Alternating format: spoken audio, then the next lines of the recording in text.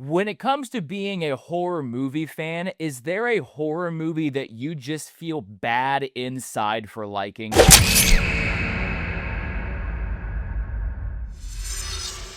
What's up, everybody? Welcome back to the SlasherTalk podcast. I hope you've been well. I hope everybody is having a great week. Good news, bad news. Good news, this is 2 podcast episodes in a row.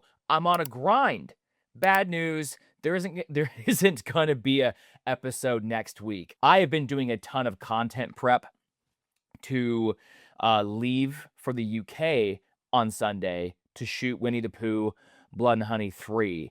And I'm just not going to lie. There's been a couple of days this week that I get done shooting short form content at like 4 or 5, maybe 6 p.m.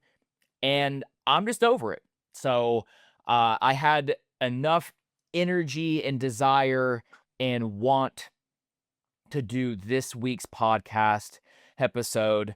I thought about maybe sneaking one in tomorrow, but I just have a few more short form videos to do. I need to do laundry. I need to clean the house. I need to have like at least 24 hours of me just like decompressing, unwinding, bed rotting, whatever. Like, I just need to be done because the last month and a half to 2 months have been, I'm not complaining. I've been traveling so much that I have gotten out of my I'm such a creature of habit. I am a routine person. So I am so used to waking up, having my cup of coffee, watching a movie, playing some video games, something, posting on Facebook, reading like the horror movie news for the day, see what's, trailers have been released, whatever, doing my short form video for the day and just chilling. Maybe doing some content planning for the rest of the week, whatever. The last month and a half to 2 months has been like 2 weeks of content planning, prep, and recording in a matter of like 5 or 6 days because I had South by Southwest. I have to have content to post. I get done with that. I had like a week of just like rest, and then I had the content prep for Overlook. And now I'm done with Overlook. I come back. I have to content prep for the UK.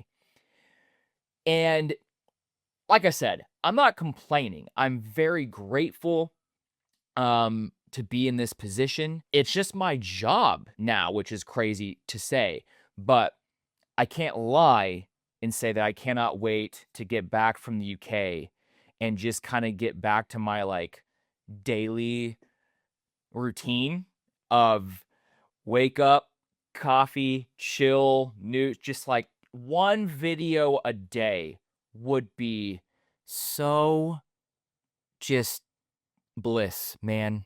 Just bliss.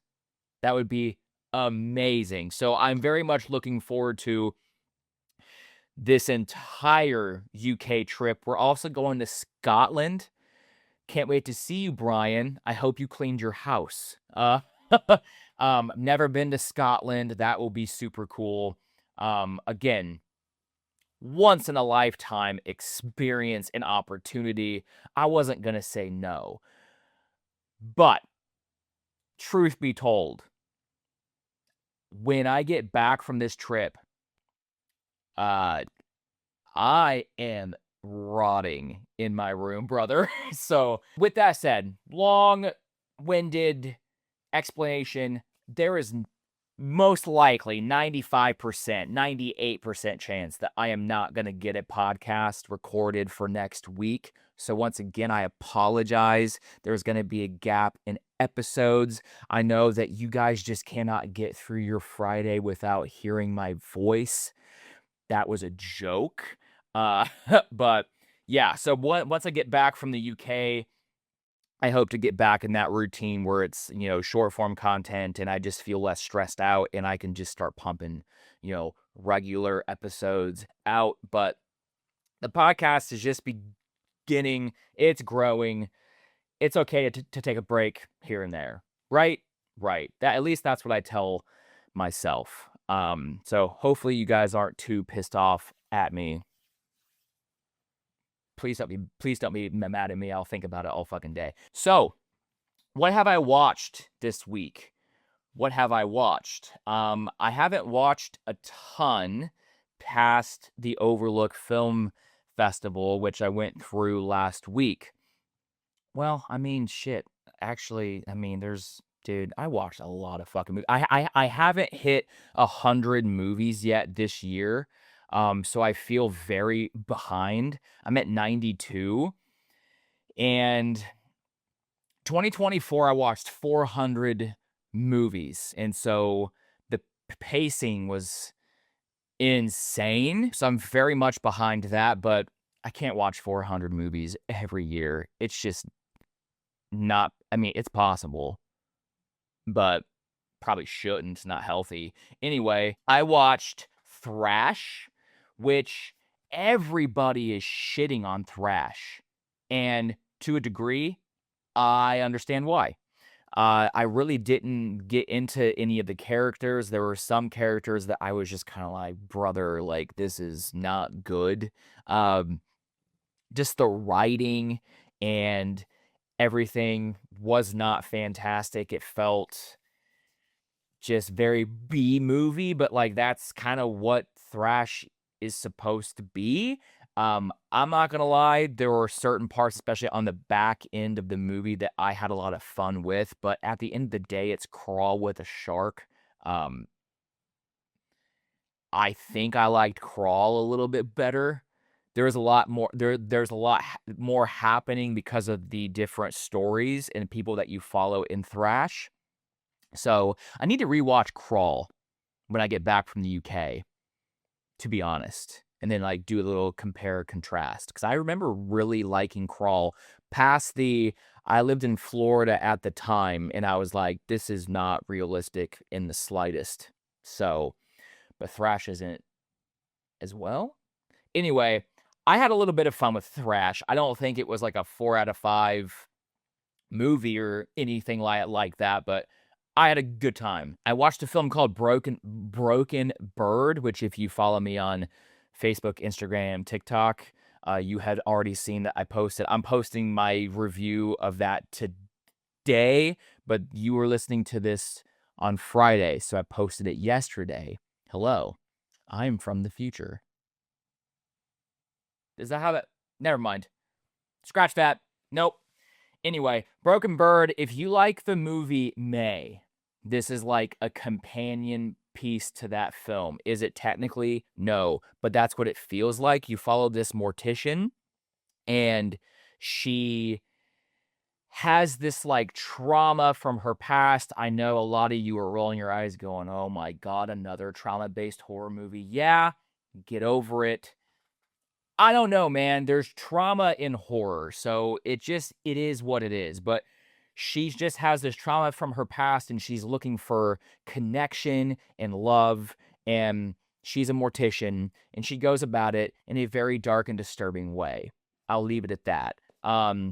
It's more of a drama, but like I said, like, if you liked the movie May, it's a very slow burn, but the end of this film kind of goes off the rails and definitely leans horror. So if you like May, if you like slow burn drama, gothic kind of movies, go check it out. It hits theaters this weekend. I also watched The Whistler. Have any of you heard about The Whistler? I didn't think so. I got a screener for it last week. I gave it a watch. I honestly don't hate the concept of this film. I love a good folk horror, like folk tale kind of movie, and you learn about this this demon or entity called the Whistler that everybody's kind of always concerned about. It's about this couple that their family owns this farm, and this guy's like dad dies, so he's trying to like move his mom out of the farm, but she's like, this is our land, but it's like taken over by this like cult kind of vibe. So there's a lot going on mixed in with like this like folk, vibe of the Whistler. But the horror of this, this feels very much like a very, like, beginner horror movie, and I say that because, like, there is some gore, and the practical special effects gore when you actually see it on screen, it's very well done, but a lot of, like, the kills and things happen off screen, and then you kinda, like, see the aftermath here and there. So it just kind of felt beginner horror. So kinda if you decide to rent this, I'm not recommending that you spend money to rent this, if you want my honest opinion. But if you decide to, don't go in expecting a ton of, like, great on-screen kills or nothing like that. So, yeah. Of course, I watched Lee Cronin's The Mummy. Didn't hate it, didn't love it. I just could not get over all of the Evil Dead vibes. I don't like, and I understand that Lee Cronin, like, he was going to probably approach this in the same way that he did his Evil Dead Rise movie, but I just felt like there wasn't enough Mummy. I know that there was, like, Mummy lore and things, but every piece of this movie just felt like, this is Evil Dead, this is The Exorcist, and then when you get to, like, the Mummy lore, I'm like, this is Bring Her Back. I'm just like, so there wasn't anything, like, yes, it was set in Cairo, and you had, like, the mummy rap and the tombs and all this kind of, shit, but, like, I just felt like they could have pushed the mummy aspect more. Maybe that's maybe that's an L take. I don't know, but I just walked out being like, okay. So, but it was confirmed that this movie actually is within the Evil Dead universe. Lee Cronin did say that. So, like, the basis of, like, oh, this feels very Evil Dead, is actually a spot on fucking take. So that's pretty cool. I also watched Hive, the new Tubi original.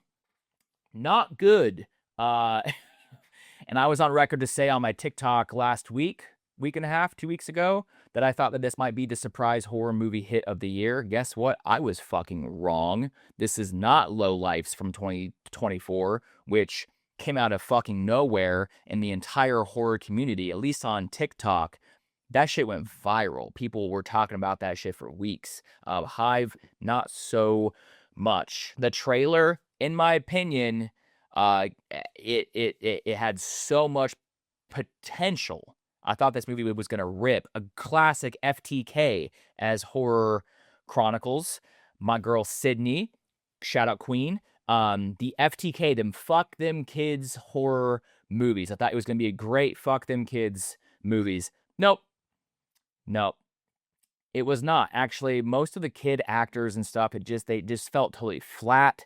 I never got invested. There was, like, no tension. It was just very campy, very cheesy.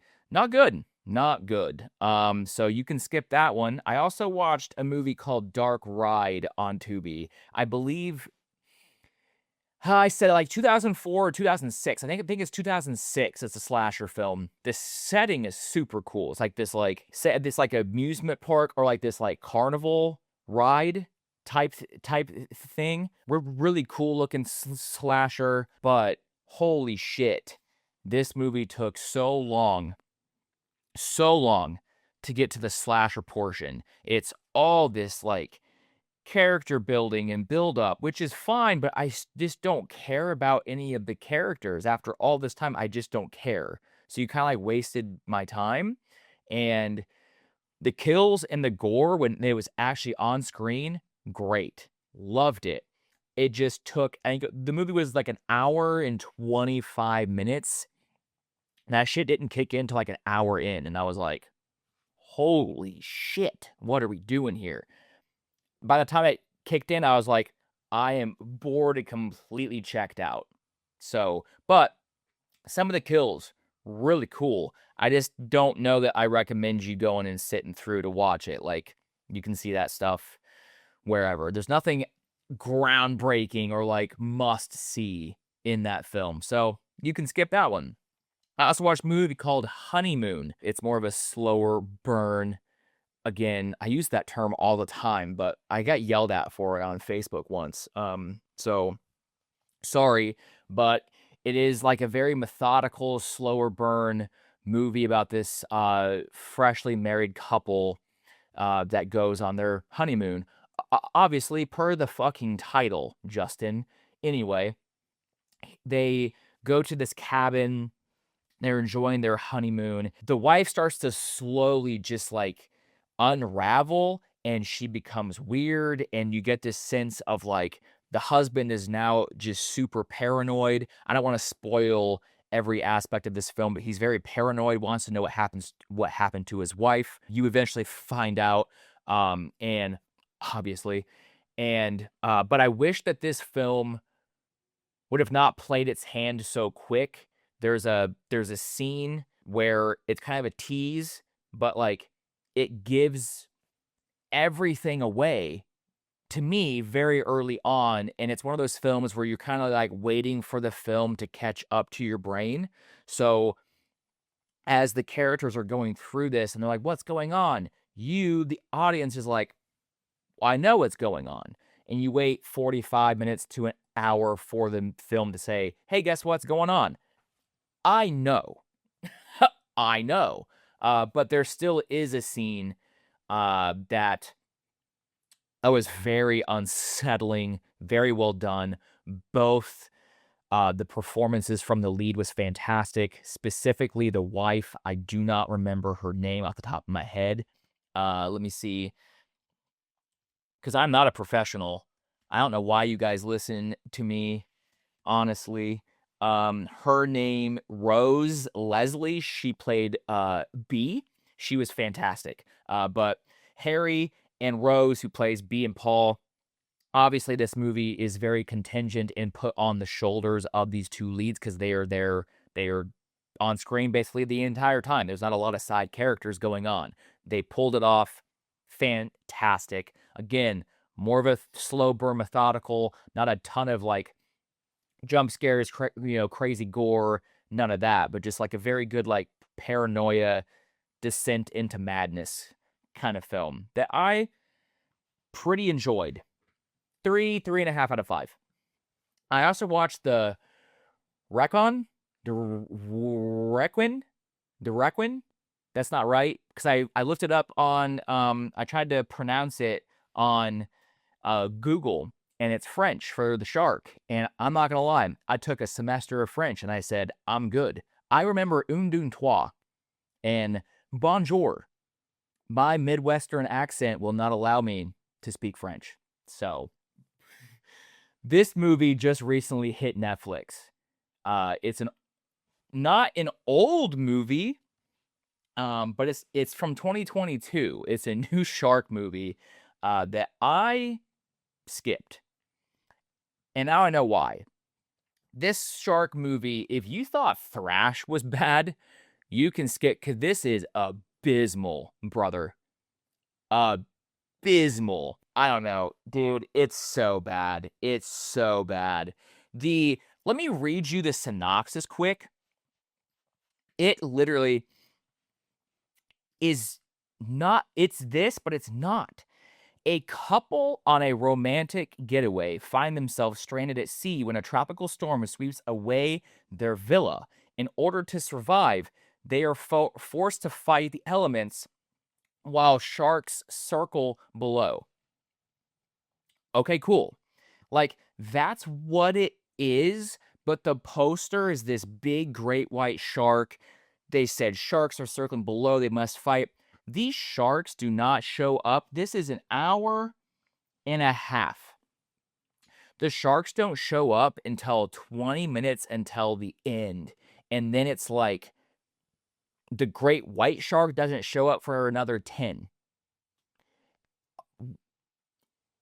Compare this to The Honeymoon.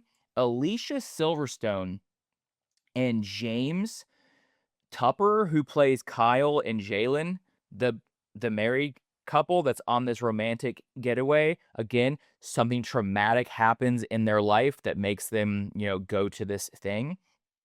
And Honeymoon, those actors carried the film.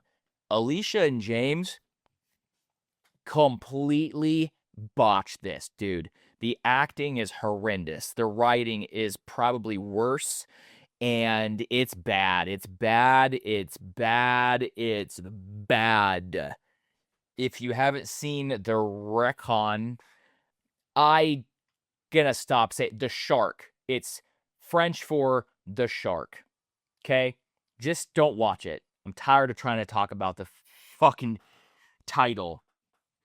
I also watched, moving on, I also watched this morning actually before because I needed to get something else in. I haven't been able to sleep, guys. Like, I'm not like down bad, but like I haven't got a full night's sleep. Like great, just deep REM sleep in so long. I need it so bad. I might get like some NyQuil when I get back from the UK and just knock myself out. I don't know if that's healthy. Probably not. But it works. It is what it is. My brain just will not shut off. So I woke up super early this morning. I watched a movie called Death Watch. I had never seen it. It's from the early 2000s. Great concept. Love the concept. It's from World War I, where this like British armed forces take over this German trench, and the trench, there's something wrong with this trench. It ends up being this like haunted, cursed trench. And then all the British soldiers kind of turn against each other. Great concept. Love it. It ends up not leaning too much into, well, it does, but I wanted more throughout the movie to lean into like this like curse and like this horror vibe. There are moments where like, oh, they hear sounds that necessarily aren't happening. So like the trench is playing tricks with their mind and things, but like it doesn't really go all in on like the horror aspect of this movie till like the very, very end. But hey, Andy Serkis is in the movie and all the performances are pretty good. So like 2.5 out of 5. Didn't love it, didn't hate it. Nothing that I would like go like race to go see it, but it was a good random watch this morning since I couldn't sleep. So being productive. So yeah, there's a few of my watch list updates. What have you guys been watching? Would love to know. Let me know in the comments. Spotify, Apple. I don't know if you can leave comments at Apple. To be honest, YouTube, you can for sure. What have you been watching this week? Anything that I need to put on my watch list, please let me know. Please. I'm always looking for things to watch, and so sometimes I go through Amazon Prime, HBO Max, Shudder, Screenbox. I just dig and dig and dig and dig, and I'm cover judging. So anything that you think that you guys know my taste by now, if you think I would like something, let me know. Thank you. Anyway, let's get into the topic of the conversation for the day. I thought that this was such a good topic. I posted a short form video on my TikTok last week, a couple weeks ago, for Overlook Film Festival pre-loaded content. We talked about that. As horror movie fans, we are so used to the general public, quote unquote, normal people, undisturbed people giving us the side eye because of the movies that we enjoy. Overall horror. People are like, you like horror movies? You're a psycho. You're a freak. There's something wrong with you. You're disturbed. You're mentally unhealthy. You're mentally unstable. Whatever. I've heard all the fucking things. Leave me alone. I like blood and gore and thrills and scares. I want to be scared. Please. That's what I enjoy. But it hits a little different when horror movie fans are giving you the side eye for a horror movie that you enjoy. That's what sparked this idea and this thought in my head. There are movies that people say, I love this movie. And you go, well, that's a red flag.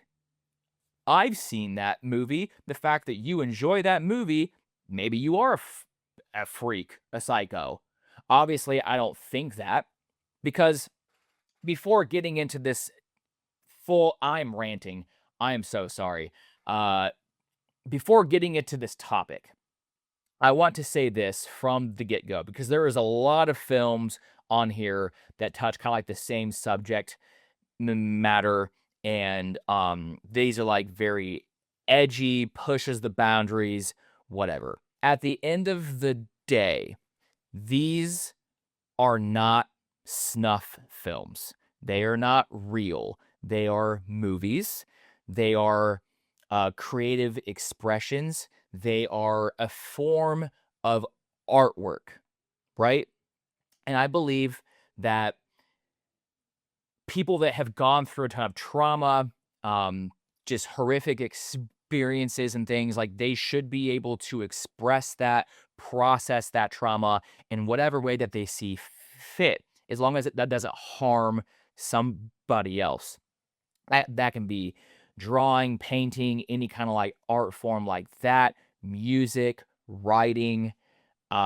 Sometimes it gets expressed in film. And if writing, directing, filming, acting, whatever, if you are in the creative process of making a movie that is genre pushing, boundary pushing, crosses lines, makes people uncomfortable, whatever, like if that's what helps you process your trauma and you're not harming anybody in the process, great. Great. I love that for you. That doesn't mean that I'm going to watch your movie every week. That doesn't mean that your movie is going to be one of my top 10 favorite horror movies of all time or the year, or I watch it once and I say, I have no reason to watch that ever again. But there are some movies that maybe are meant to make you feel that way, that at the end of it, you kind of find yourself going, why the fuck do I like this? Why? Is there something wrong with me? Why do I feel the need to post on Letterboxd saying 4 out of 5 stars? This is uncomfortable. It has a lot of sexual assault or whatever, but I loved it. What is a movie like that for you? That after you got done watching it, you just go, I don't think I'm supposed to like this movie as much as I did. That's the topic of conversation for the day. And I posted a short form video about that, like I said, a couple of weeks ago, and I got a ton of responses. And I want to kind of go through some of those responses with you. There are some on here that I have not seen. I will be totally honest. I've seen the majority, but there are some on here that I'm aware of what they are, but even I'm like, I don't even know if I want to watch that one time, let alone, yeah. So we'll get into it. I'll start with the movies that I made the video for. I said The Last House on the Left and I Spit on Your Grave. These are two movies. Obviously, the whole premise is revenge. These are revenge horror films, and you can look at these movies one of two ways: that they are exploitation, they are, but like it's they focus heavy on the sexual assault. Heavy. Like they make you sit in that and watch it. It is not hinted at. It is not shown off screen and like lets your brain kind of fill in the blanks, goes from there. No, you sit in that experience with the characters. And it's just tough.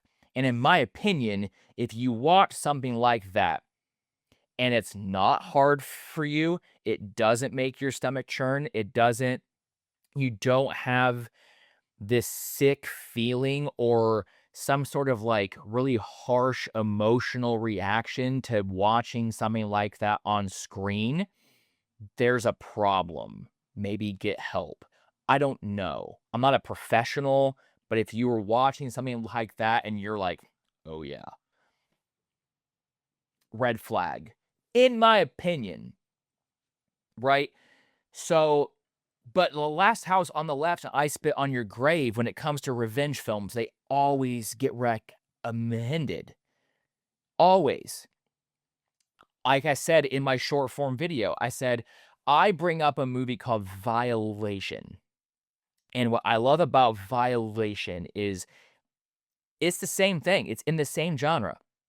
It's a revenge film. There was a sexual assault, right? But Violation shows you that event in a non-linear fashion. So you're presented with this woman has this man tied up in this house, and she's obviously getting revenge on him for something. And as the movie plays out, you find out that I'm not going to spoil everything, but there was a sexual assault that happened. And that scene is done probably like the quote unquote, this sounds very bad to say, but like the most tasteful way possible. While like showing but not showing at the same time. Like, it doesn't make you sit. It's uncomfortable, especially if you've been in a similar situation. It's very uncomfortable, but it's not Last House on Your Left, Spit on the Grave. I Spit on Your Grave, where it's like just in your face, like you're gonna watch this for 10 minutes. But when I recommend Violation to people, I get the comments saying, well, Last House on the Left, I Spit on Your Grave. What are you doing? Like, these movies rip. They're fantastic. I love these movies. And there's just a sense of like just how enthusiastic and how passionate you are about recommending I Spit on Your Grave and Last House on the Left, and how passionate you are about letting me know that it's so much more exciting. And it just like, I'll say what I said on my short form video. Sometimes, especially men that passionately recommend The Last House on Your Left and I Spit on Your Grave, I'm like, check this motherfucker's hard drive. Somebody, please. Because I'm not going to say I don't enjoy these films. I do, because you sit through that scene and then it's like the brutal revenge in the back half of the movie is just so satisfying. So you leave the movie with this satisfied feeling, because these women are getting their revenge. It's a good for you, good for her. But to get to that, you have to sit through some very uncomfortable, reprehensible shit, right? So those are the two movies that I started this conversation with. Those are two that I'm kind of like, I don't know. Like, I like those movies.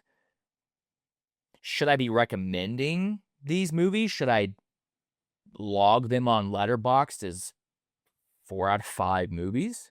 I kind of feel bad. So that's what I'm talking about. Okay?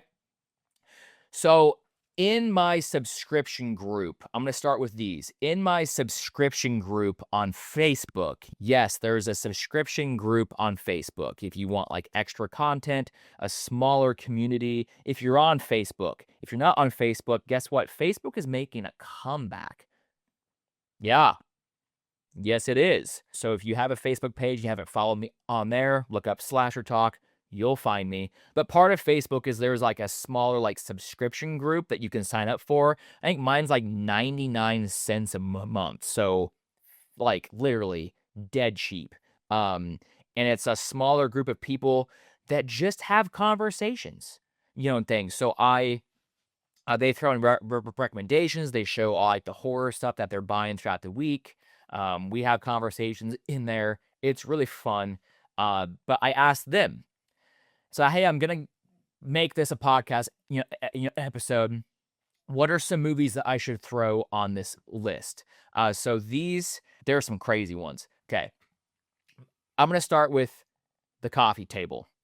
The Coffee Table also got brought up several times on my TikTok video and Instagram video that I talked about.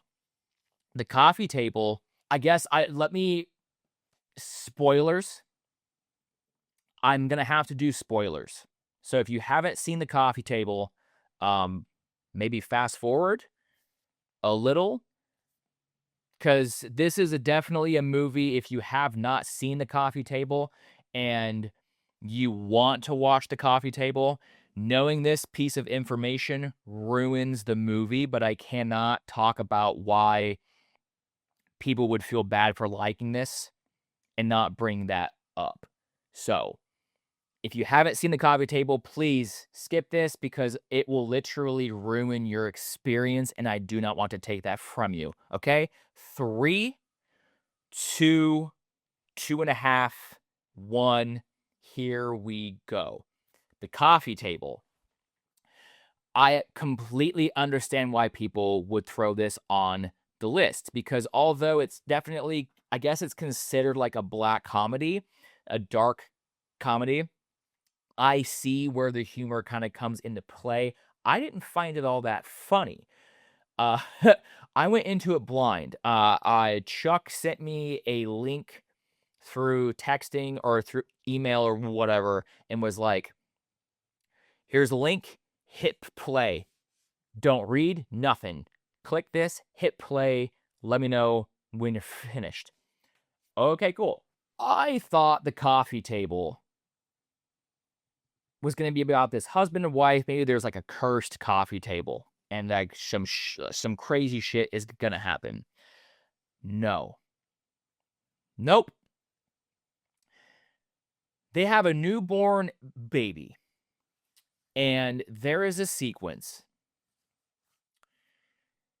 where there's this long pan down the hallway and this baby is just screaming. And that's a trigger for me, not to get into my childhood, but that's a trigger for me. I hear and I just shut down.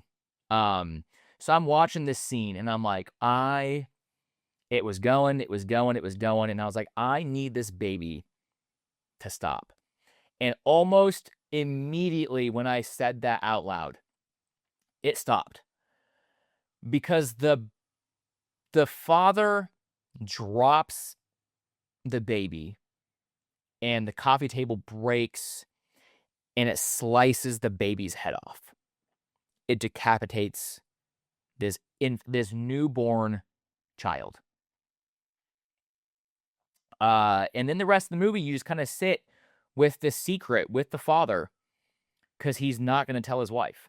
So you go through the rest of his day as he's like trying to hide this. And it's just and then the end of the movie is very bleak. And it gets done. And yes, I think it deserves to be on this list. At the end of it, you're like, why do I loved it. I loved it. I loved it so much. I bought a copy of it. It's in my collection. Do I watch it every week? Fuck no. But I loved it. And I think it's one of those movies where, like, yeah, I guess if you tell people, hey, you know that movie where the guy drops his infant child and it decapitates him on a coffee table? I love that shit. People would go, okay. Psycho. So, I think this movie deserves to be on this list. This is what I'm talking about, people. So rack your brain. If there's any movie that we don't go through that you feel like deserves to be on this list, get your comments ready. I want to hear about it. Next one, Dead Girl. This is a movie I did not like. I did not, and I know a lot of people do like this, and this is a movie. Again, I'm not gonna judge people for what they like. At the like, ultimately, it's a movie, right? But this is one that when I see men specifically, "Oh, I love Dead Girl." Okay? I'm gonna clock that. I'm gonna put that in the back of my head, and I'm not judging, but I'm filing that in the back of my head because that low key is some weird shit. Like what you like, but the entire premise of this movie, again, just spoilers for everything, right? Just, I'm not going to do each movie, just spoilers for everything. Okay? If you hear a title and you go, haven't seen that, would like to, just fast forward. I don't want to get yelled at for spoilers. Dead Girl, the premise is these teenage boys that find this zombie girl in the back of this abandoned like factory or hospital or like building, some sort of like abandoned building. And they find her and she's on this table and she's tied up and she's a zombie. And these teenage boys look at a tied down, restrained, clearly a teenage girl, but she's a zombie. She's dead, hence the name Dead Girl, and they think, I'm gonna fuck her. And that's the movie. They keep like, we're gonna keep it a secret, and one boy tells another boy, and he shows up, well, I want a turn. What? What do you mean? Like, that's the movie. And yes, certain events happen where you go, you deserve that for sure. But I left the movie going, I hate this. I don't like it. I see it recommended all the time. Again, not judging. You're you're kind of weird for that.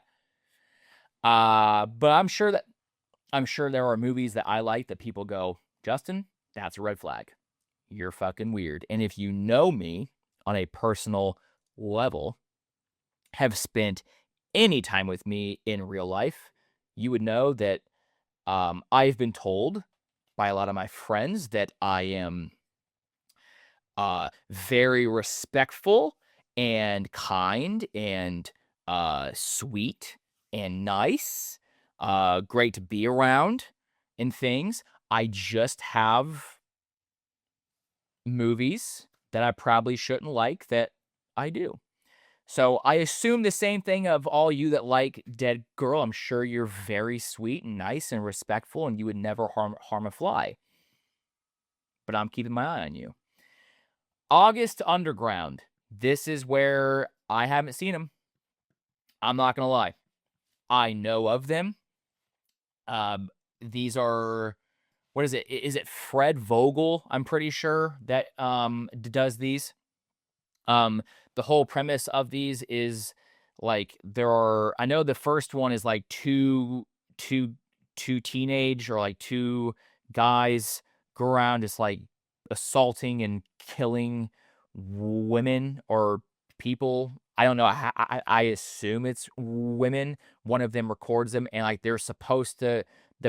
The whole concept is like it is supposed to be a snuff film. It's not an actual snuff film, but you're supposed to feel like you're watching a snuff film. And I just have not sat down to watch them because I don't think that they're going to be my cup of tea.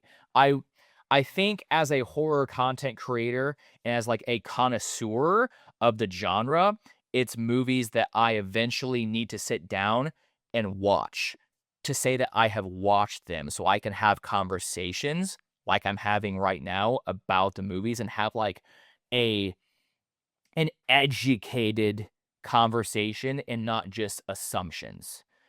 For that alone, I will probably most likely watch them, but I'm not gonna lie, I'm not really looking forward to it. Because there's another movie on here that did not get brought up into the subscription group, so I'm gonna talk about it later, but there's another movie on here that feels very similar to it that I have seen, and I hated every second of it. I hated it because I'm just like, who made this? Who? I know who. I don't know him, but like I know, but like why? What? Anyway, so August Underground got brought up. I think there's like 3 of those. It's like August Underground, like post mortem or something, and then something else. I don't know. This next one, I'm gonna flow into another one that I haven't seen. I haven't seen the Guinea Pig series. Again, no fucking desire, but I think I need to see them for educational purposes. Just mirroring what I said about August Underground, haven't seen them, no desire, but because of my channel, I would like to be able to like at least have an educated conversation and not just assume. I would like to be able to discuss these movies. So August Underground and Guinea Pig, I need to just get them out of the way.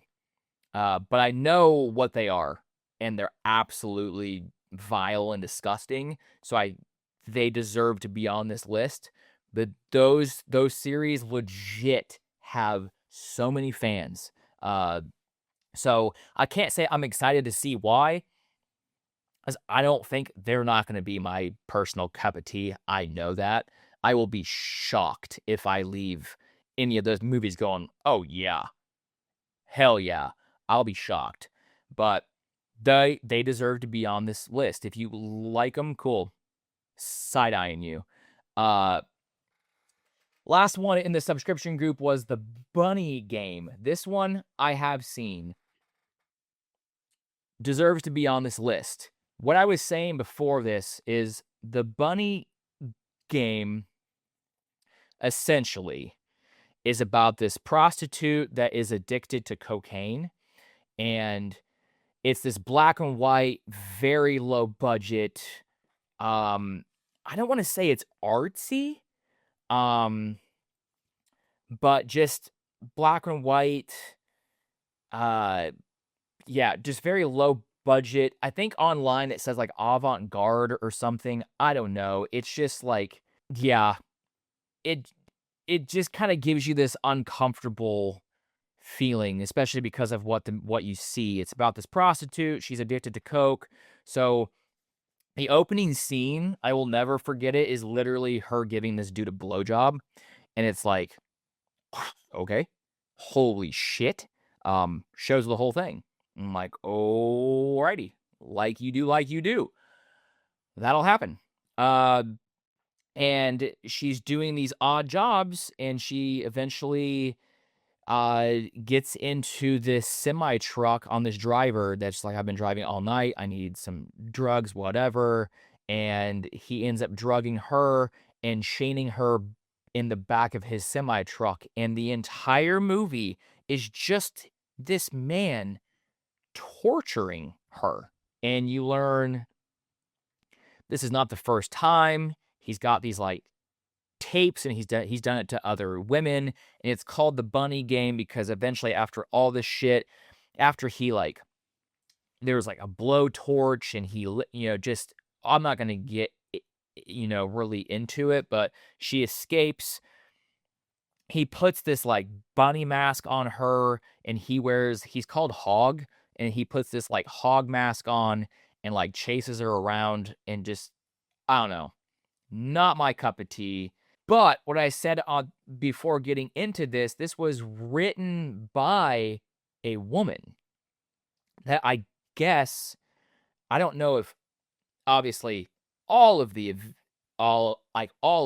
events happened to her, but she wrote this movie based on some trauma that she had. So like, this is a woman that has gone through some terrible, reprehensible shit. And I assume this is how she was, like, working through that, maybe closing the chapter on processing and all that, and I think that's wonderful. But I don't have to like the movie. I will never watch that movie again. She also played the main character, like, so, like, she's in the movie. As far as that's what, I I remember reading, and the person that brought it up in my subscription group said, so, like, that's 2 people, so, like, and she also acted in the movie, so clearly, this was the movie that she wanted to write and make.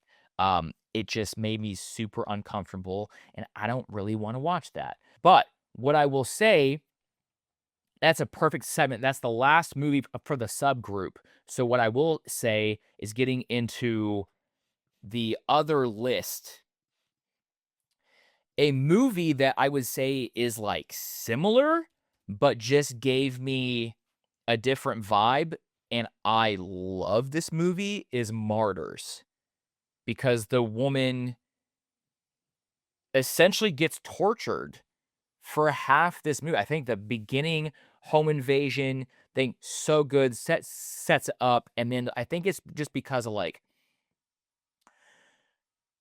you connect with this character, and so you feel bad, and you're just like, it's hard to sit through and things, but then, like, there's just additional elements to the story of Martyrs at the end where you're just like, holy shit. Again, I'm not watching it every week. I've seen it probably more times than I should. People would say once is enough. I've seen it more than once. I think it's a damn good film, but that's one that I would compare to, like, a movie similar to Bunny Game where, like, a woman just gets tortured, but the Bunny Game leans more into, like, sexual, and that's hard to watch. Not saying that Martyrs isn't hard to watch, but, obviously, if you've seen Martyrs, like, it's just a lot of, like, force feeding and obviously, like, shave her head and they skin her alive and all this kinda shit. It's, not great shit, but, like, not sexual assault.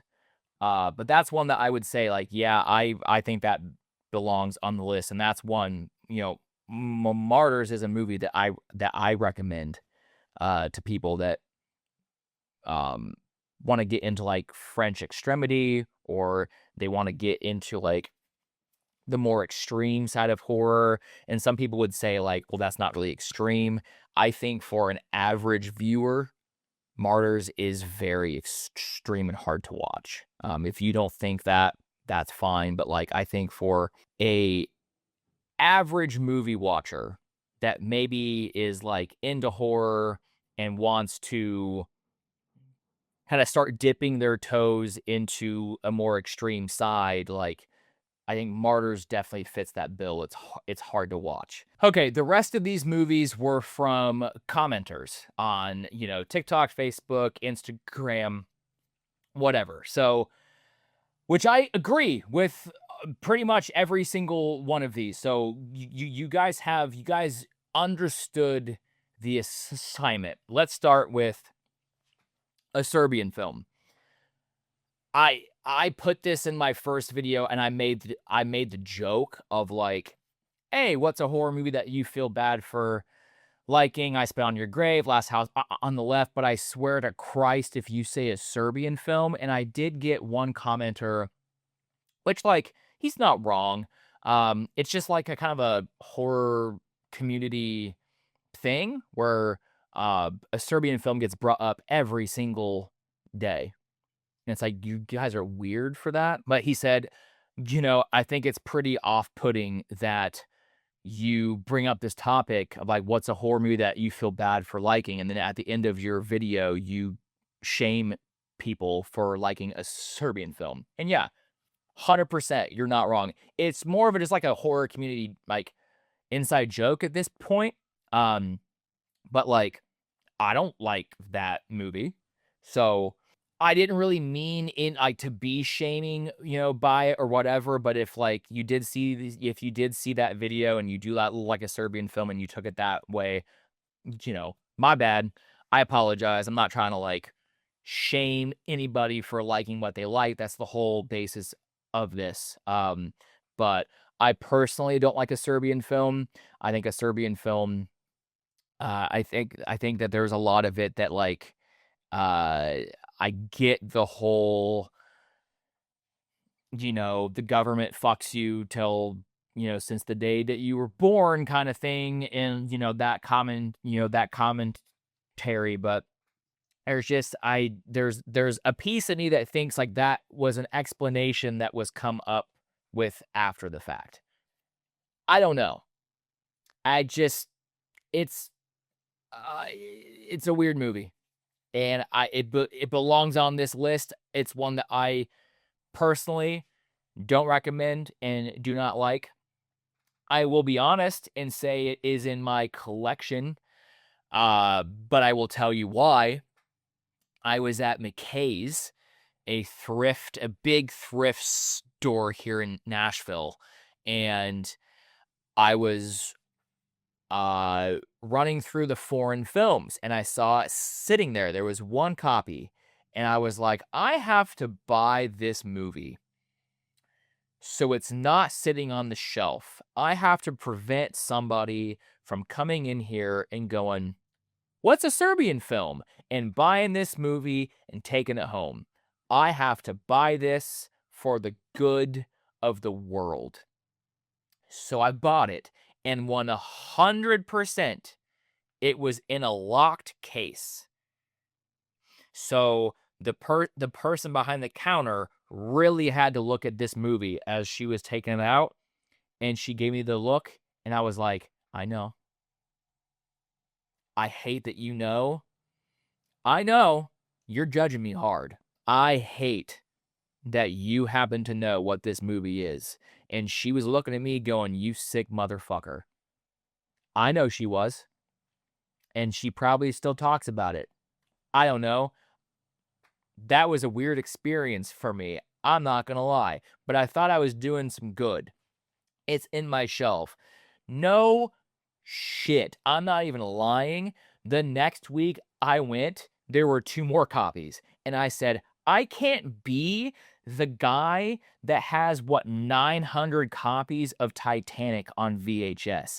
I can't become the guy that just buys every copy of a Serbian film, so I just hoard them and people don't watch the fucking movie. I can't be that guy. That cannot be my legacy, so I just left them. But I still have my 1 copy. Haven't touched it. It just sits on the shelf. I should hide that shit, to be honest. But most people that come into my office and look at my stuff, they don't even know what a Serbian film is, so it just kind of like fills out the shelf. But that's my story with a Serbian film. Moving on, the Human Centipede movies. Okay, hear me out. Hear me out. This is where I call myself out. The Human Centipede movies. Again, do I watch these movies every day, every week, every month? No, I do not. Do I unironically own 1 and 2 on Blu-ray? Yes, I do. They had no slipcases, which I crashed out about on my Instagram story the other day. If you caught that crash out, didn't have a coffee, but I crashed out in Walmart because why are companies producing brand new Blu-rays, brand new 4Ks, putting them into stores and not giving a slipcase? Am I weird? I will not buy a movie. I made it a rule last year when I went on my physical media tour. Yes. Do you remember that? This was pre-podcast. Maybe you guys don't know. I went on a physical media tour because that's where my life is. I am single. I'm lonely. I have nothing else to do but hop in a van with two of my physical media friends, like two of my good friends, one being one of my best friends that I've had for years. I asked him, like, was like 12 years now or something. So dumb. But we hopped in a van and we drove to North Carolina from Nashville, and we hit up Orbit DVD. And then we, shot up and we went to the McKays in Knoxville. And I'm not going to tell you the whole thing, but basically we went from Nashville to North Carolina, made our way up to Indiana to pick up Eli, where then we hit up all these disc replays and shit, and went all the way to Michigan to Static Tape. If you've never been to Static Tape, brother, let me tell you, I am not religious. I don't necessarily believe in a heaven. But if there is heaven on earth, let me tell you, it's at Static Tape in this pretty much abandoned mall in, I can't remember the city, but it's in Michigan. And when I walked in there, I was like, I'm going to be here forever. And we were there for hours, man. And I could have spent $2,000 probably, but I spent $400. I got so much shit. They had a full VHS, that Freddy that Nightmare on Elm Street VHS collection. It was pristine. I should have bought it. It is a regret that I've had since that day. Whatever. I'll just have to go on another physical media tour. But I made it a rule on that tour. I just went off on a tangent, but I made it a rule on that tour that I'm no longer buying anything that doesn't have a slip or is not a collector's box. And I went to Walmart the other day, and the 28 years later, the Bone Temple Blu-ray, no slip. Fuck you. Fuck you. I hate that.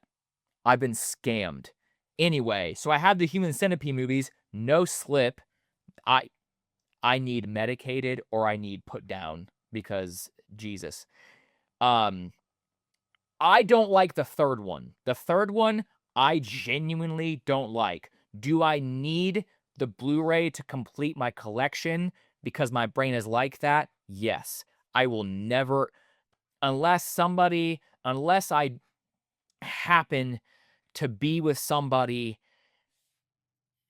and they're like, I would love to watch the Human Centipede movies with you. I've never seen them or whatever. Cool. Let's watch them. But like, I'm single, like me, in my own free will, my own free time, I'm not gonna be like, hey, let's pop in Human Centipede 3. I will rewatch 1 and 2, and that's my hot take. I don't hate the first two. I think the first two are exactly what they are supposed to do. They make you uncomfortable. They're unforgettable.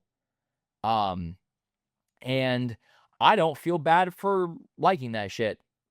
Again, they're not some of my favorite movies, but if you're gonna look me in my eye and ask me, do you like the Human Centipede movies? Yeah, first one's fine. Second one, not even joking, genius sequel. Probably one of the greatest horror movie sequels to ever exist. And that, you probably judging me hard. I genuinely think the approach of the Human Centipede 2 sequel was so genius, and it's so uncomfortable. I think that one's the best one of the entire trilogy.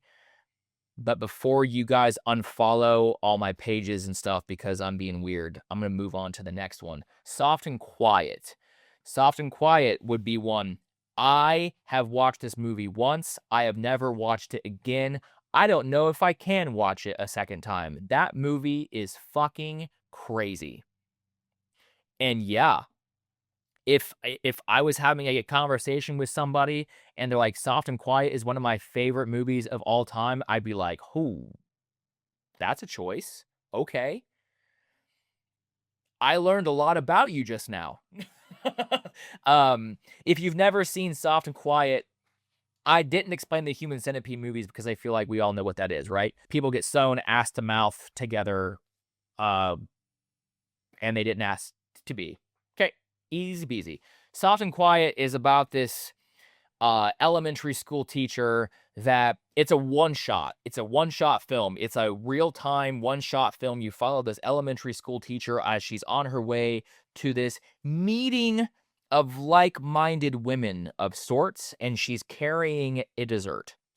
And she gets there and it's like, "Oh, hey, how are you? This, that, and the other." And she puts the pie down and she takes the thing off. And I don't remember exactly how it's revealed, but there is a swastika on that pie. Oh, oh, okay. The vibes shifted. The vibes are shifted. I went into Soft and Quiet blind. Blind. And again, I gave you spoiler warnings, so don't yell at me.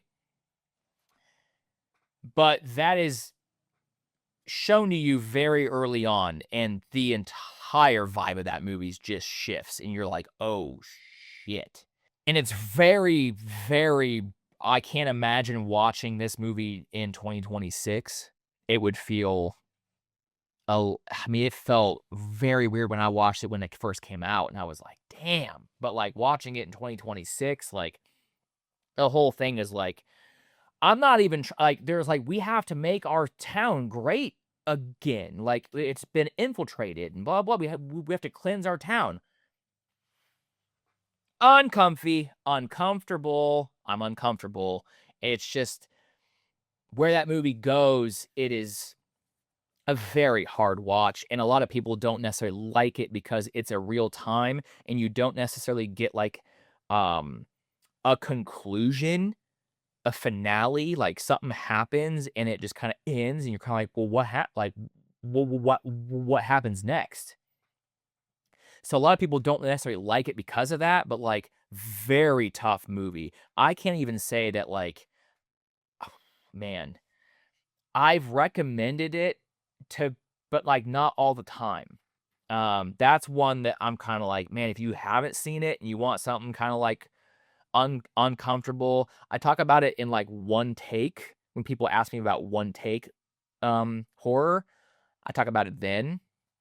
But Soft and Quiet's tough. Another tough one is The Girl Next Door, the movie that's based off of the real life case of 16-year-old Sylvia Likens. There's also American Nightmare, I think it's called, with Elliot Page.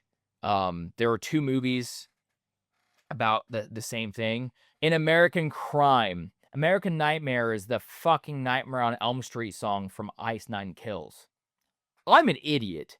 In American Crime with Elliot Page. I've seen both of them. They're both very tough watches, but The Girl Next Door just hits on another level.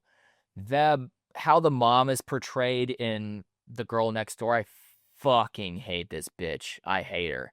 But that is one that I can't even necessarily. I own it. I found it again. It was like a thrift store find. I'm pretty sure. Maybe I don't have it. No, I swear I do. Anyway, I do have a copy of it somewhere.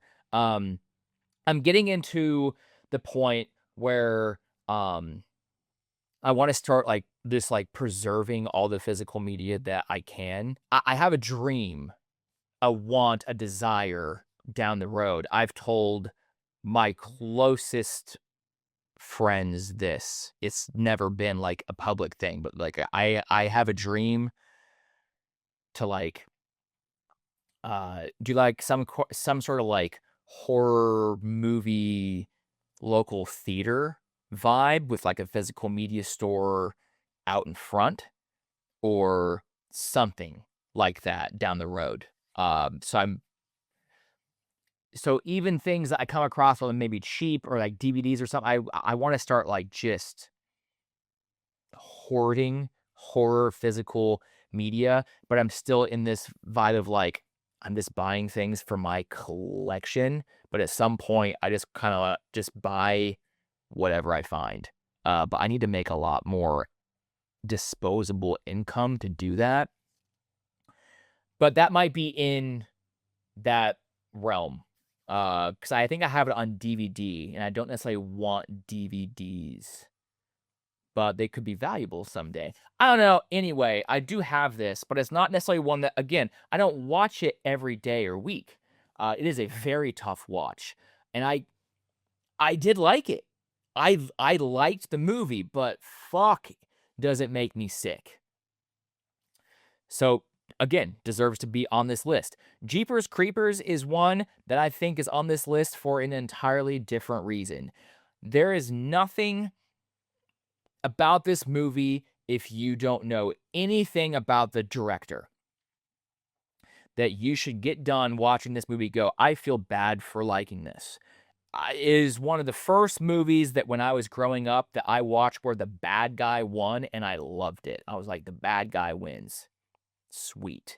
I love the design of the creeper and his whole lore.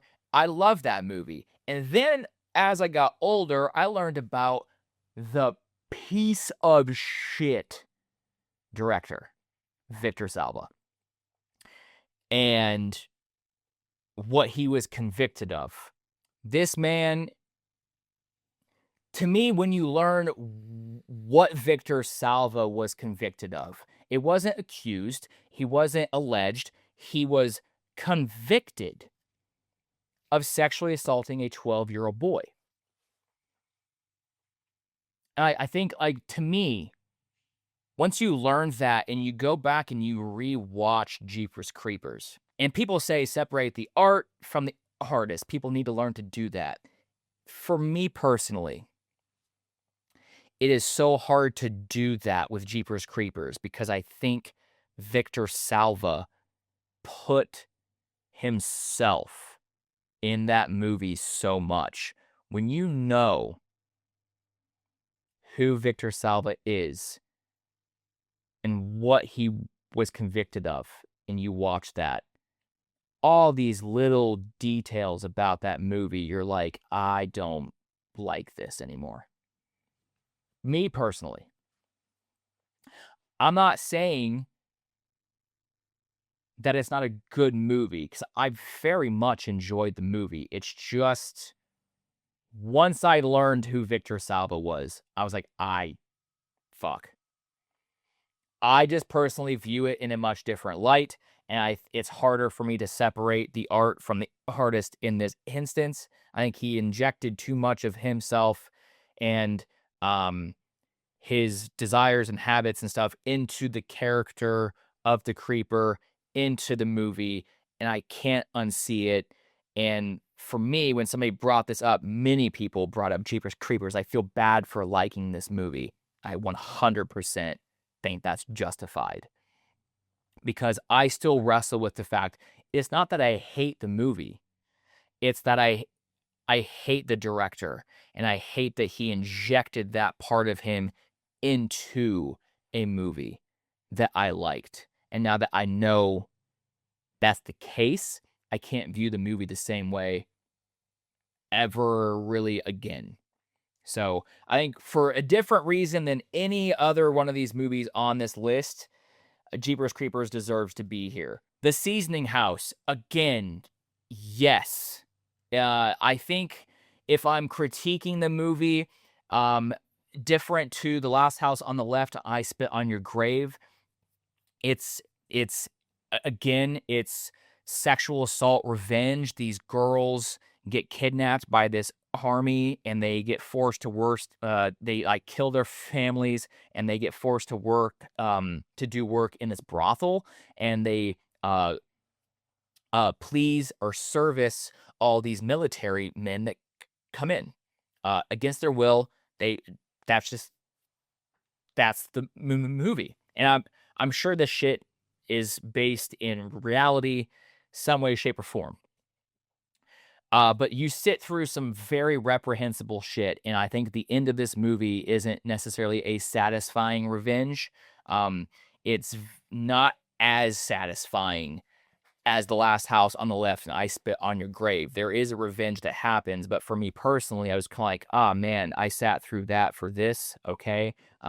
Again, it's a movie that I've brought up several times for like Tubi watches and things. If you like kind of more like uncomfortable, uh, disturbing, brutal, edgy horror. But yeah, I don't like The Seasoning House. If I were to like say, "Oh, do you like Last House on Your Left, I Spit on Your Grave," or the Seasoning House, I'm putting The Seasoning House like below those because it's just not as satisfying. It feels more like, "Oh, I sat through some weird shit for that." Okay, cool. Megan is missing is right there too. And it's all because of the last 15, 20 minutes. Most of this movie's boring, but that last 20 minutes when the girls are in that dungeon and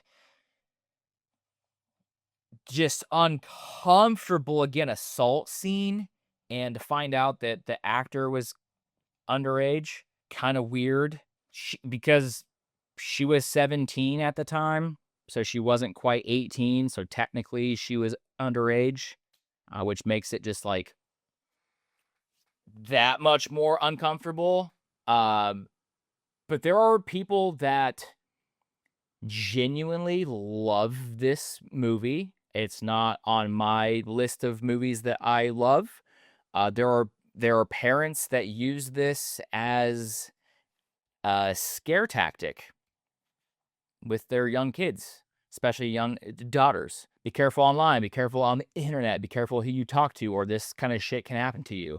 I'm not a parent. I don't have kids. You parent your kids however you want. Seems kind of weird to me. But again, I'm not a parent. I don't know that yeah, I guess I can't really comment on that because I'm not a parent. But I think Megan is missing. Deserves to be on this list. One for me is going to be a video that I post later next week with the same topic.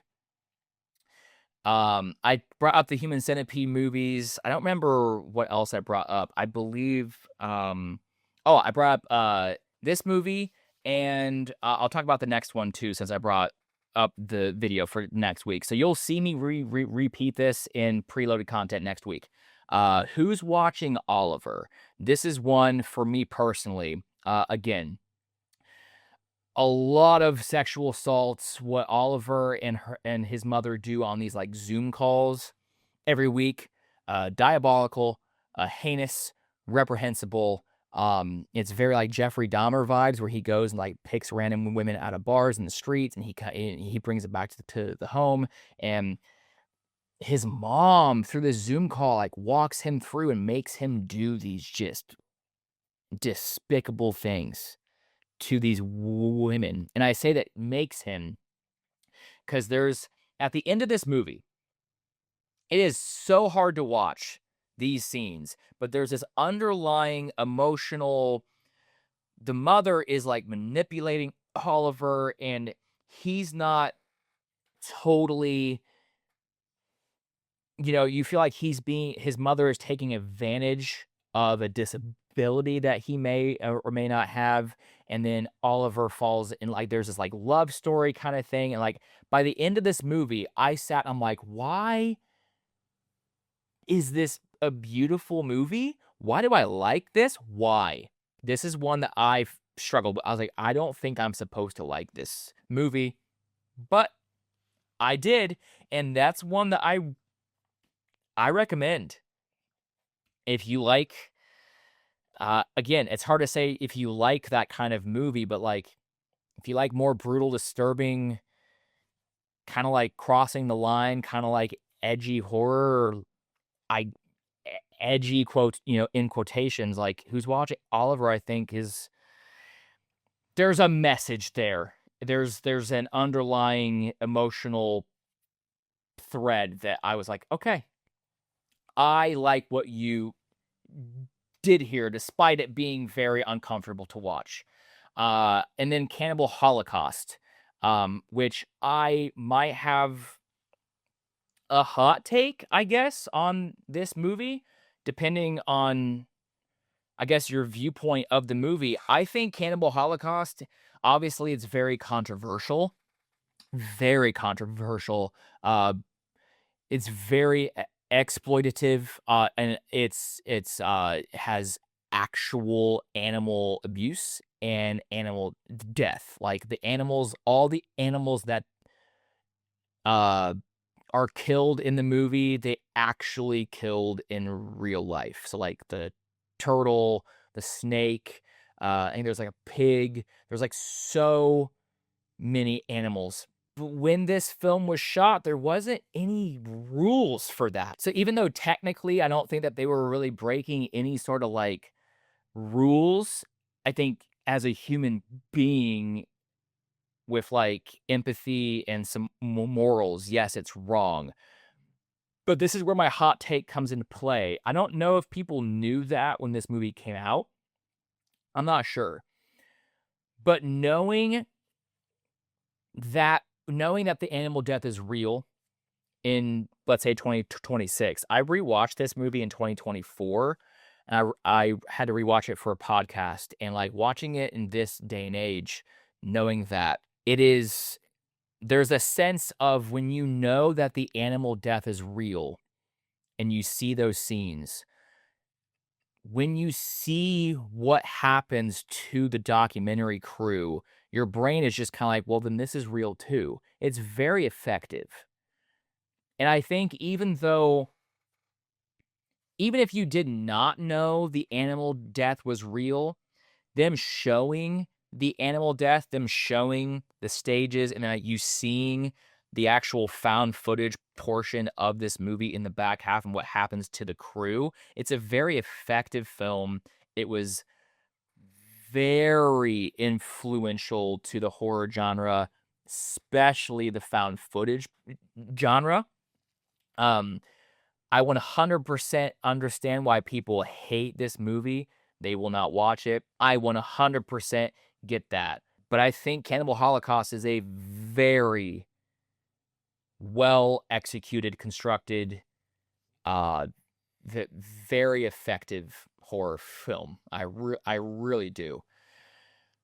Then there's Irreversible. Irreversible, that again, true story. I went down to Atlanta, Georgia to I believe it was my first session for my sleeve. Years back. And there is a video store across the street from my tattoo artist's studio. And I had always heard about this film called Irreversible. And they had it on the shelf to purchase, and it had both the original cut and what's called the straight cut. Because if you don't know, Irreversible plays in reverse. So you see the end of the movie, and then it goes into the scene before. And it does this like camera effect where it kind of goes back in time, and it just you see the events play out in reverse. And I respect Irreversible because I thought, okay, if you see the end and you go to the beginning, how is the technical end being the beginning if you are keeping track of this? How is watching this in reverse, how is the end of this film going to feel like satisfying? Because you're watching the beginning of this movie, like you've seen how it plays out, right? In that way, it is so creative. It is so well structured. It's like seeing it in this reverse at the end. I was like, oh fuck, jaw on the floor. I was like, oh man. But this movie has a very the scene that why this movie gets talked about is in the red tunnel when the woman is assaulted. And it is the longest scene of that nature that I have seen. And the camera doesn't cut. They set the camera down and it's just, you're just watching this woman get assaulted for what feels like 10 minutes. And it's just, oh my God, it's rough. Very, very rough. But I will say, even though that might not be on a lot of people's, like, I like this movie, I don't wanna say that I like the movie.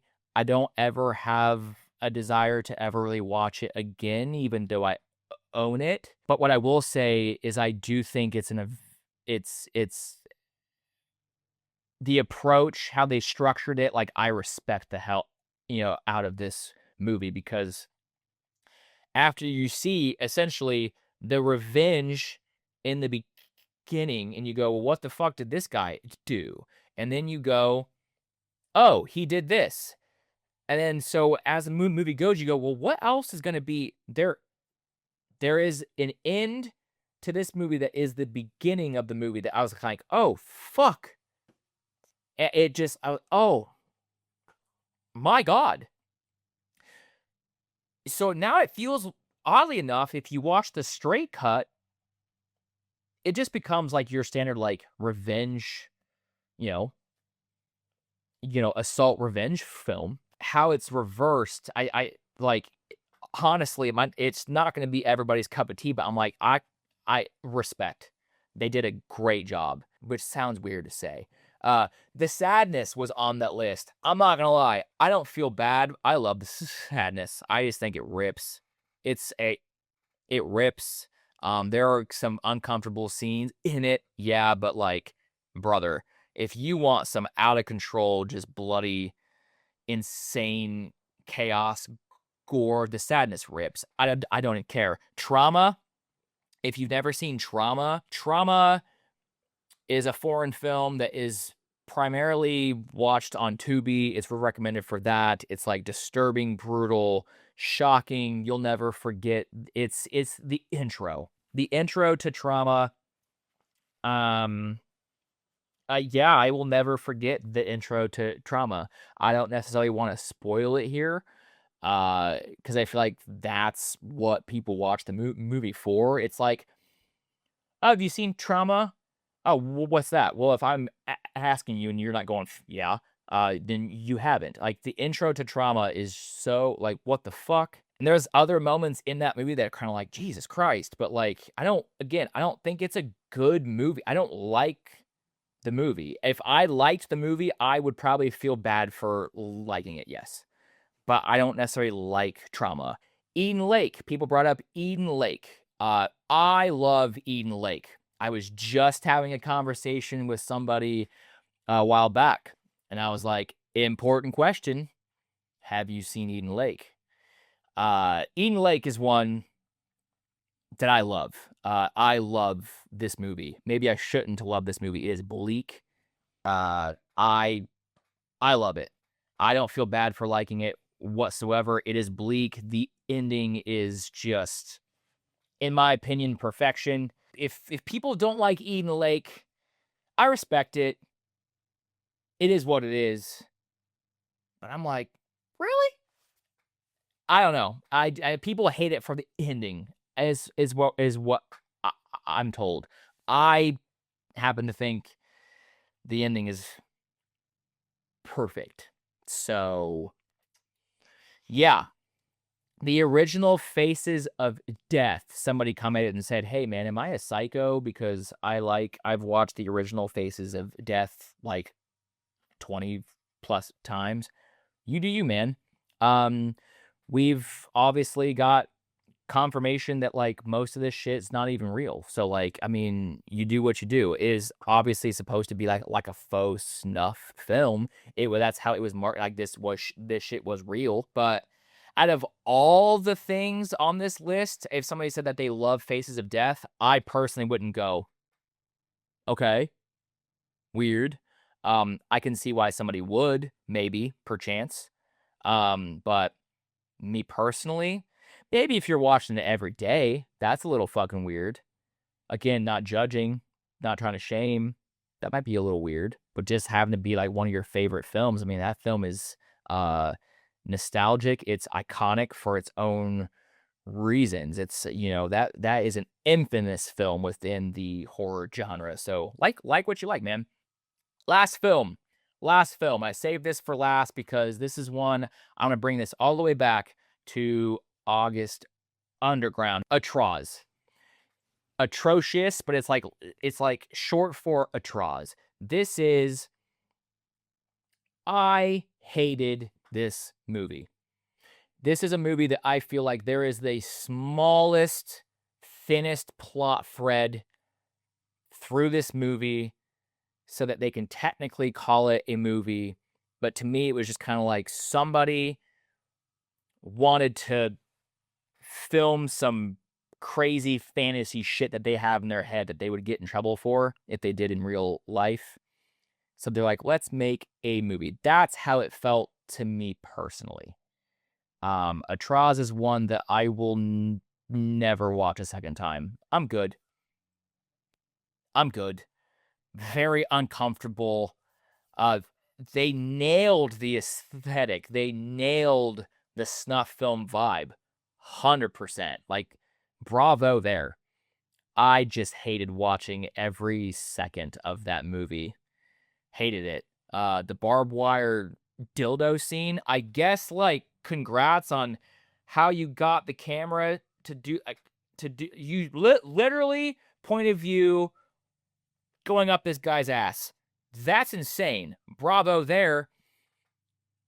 I guess I have to give you some props, but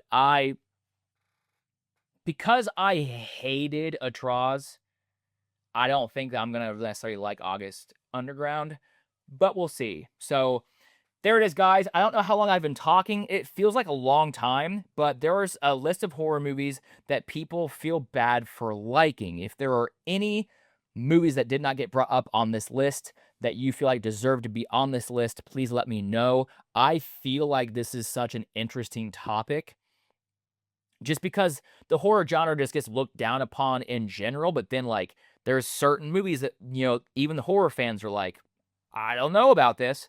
But at the end of the day, it's all fake.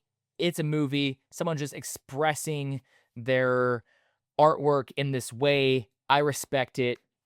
Doesn't mean I have to watch your movie every single day, week, or really ever in my lifetime. So, would love to know what you feel like of this list, and if you have any that you want to add, please. Thank you. I hope you guys enjoyed this episode. Random topic I came up with. I really enjoyed talking about this, but I'm sick and depraved and probably need to be medicated. And yeah. Anyway, hope you guys have a great rest of your week. Thank you for listening. Thank you for the support. I love you. If you have not followed me on TikTok, Instagram, YouTube, Facebook, please do. I post on there pretty much every single day in short form content. If you love the podcast and you have not yet given it a 5-star review on whatever platform you were listening to, that would be greatly appreciated. It helps me get this podcast out to other people that want to talk about depraved horror shit. Listen to depraved horror shit. We're trying to reach those people and grow this. I appreciate you. If you have friends that love horror content, share the podcast, share the channel. I would love you forever. I will probably not be here next week. And then next time you hear from me, I will have been killed in Winnie the Pooh, Blood and Honey. So yeah, I cannot wait to tell you guys all about that. I hope you have a great rest of your weekend, a great next week. I will talk to you guys soon. And remember, watch something spooky this week.